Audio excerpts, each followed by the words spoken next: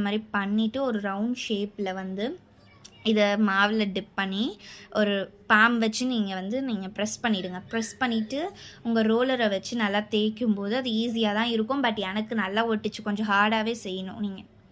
So இதை நான் ஏன் மென்ஷன் பண்ணுறேன்னா, எனக்கு சுத்தமாக வரவே இல்லை. அதுக்கப்புறம் நல்லா கொஞ்சம் ஹார்ட் பண்ணிவிட்டு நான் பண்ணும்போது தான் எனக்கு வந்தது. இல்லைனா இந்த மாதிரி ஒட்டிக்கிட்டே தான் இருக்கும்.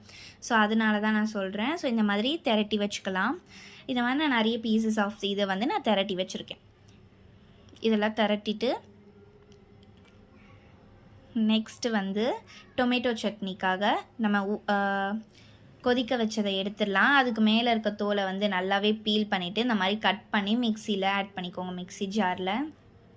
அதுக்கப்புறமா ட்ரைட் சில்லிஸ், அந்த ரெட் சில்லியை வந்து இதில் போட்டுட்டு பூண்டை வந்து தோலை உரிச்சிடுங்க. இந்த மாதிரி உரிச்சிட்டு ஆட் பண்ணுங்கள், அப்போ ஈஸியாக இருக்கும் அரைகிறதுக்கு. அண்ட் எல்லாமே நல்லா கொதிச்சு இந்த அளவு இருக்கணும். அப்போ தான் வந்து நம்மளுக்கு ஈஸியாகவும் அரையும் நல்லாயிருக்கும். இந்த தண்ணி அப்படியே வச்சுக்கோங்க, வேணும்னா நீங்கள் ஆட் பண்ணிக்கலாம். நெக்ஸ்ட் இதில் வந்து கொஞ்சம் சால்ட்டு, அப்புறமா வந்து சுகர், ஓகேவா? தேவையான அளவு சால்ட்டு, ஒரு 1/4 ஸ்பூன் அளவு சுகர் மட்டுமே ஆட் பண்ணி நல்லா இந்த மாதிரி பேஸ்ட்டாக அரைச்சிக்கோங்க. எனக்கு தண்ணி தேவைப்படலை, ஏன்னா தக்காளி இதாகிடுந்துச்சு. நெக்ஸ்ட் ஒரு பாத்திரத்தில் எண்ணெய் ஊற்றிட்டு அது கூட லைட்டாக இந்த அரைச்சி வச்ச இதை வந்து ஆட் பண்ணிவிடுங்க. ரொம்ப வந்து காஞ்சிச்சு. இது வந்து கொதிச்சுதா அப்படின்னா தான் டேஸ்ட் இருக்கும். நெக்ஸ்ட் வந்து சோயா சாஸ் கொஞ்சம் ஒரு 1/2 ஸ்பூன் அளவு தான் சேர்க்கணும். சேர்த்துட்டு இதை நல்லாவே கொதிக்க விட்டுட்டிங்க அப்படின்னா சட்னி வந்து சூப்பராக ரெடி ஆகிடும்.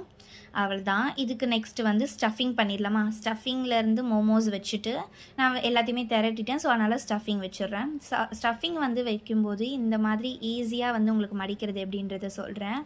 ஸோ உங்களுக்கு ஒன் ஆஃப் த சைடு மட்டும் ப்ளீட்ஸ் எடுக்கிற மாதிரி நம்ம சாரீக்கு இந்த மாதிரி நம்ம பண்ணுவோம். ஸோ அப்போ வந்து இதாகிடும். பட் எனக்கு இது அவ்வளோவா வரலை, ஓகேங்களா? நான் வந்து எனக்கு தெரிஞ்சது வரைக்கும் பண்ணியிருக்கேன், ஓரளவு ஓகே. இதோ நான் இவ்வளோ பண்ணிட்டேன். ஸோ இப்போ ஸ்டீம் பண்ணிட வேண்டியதான். ஸ்டீம் பண்ணி முடித்தோடனே எடுத்து பார்த்தா சூப்பரான மோமோஸ் ரெடி.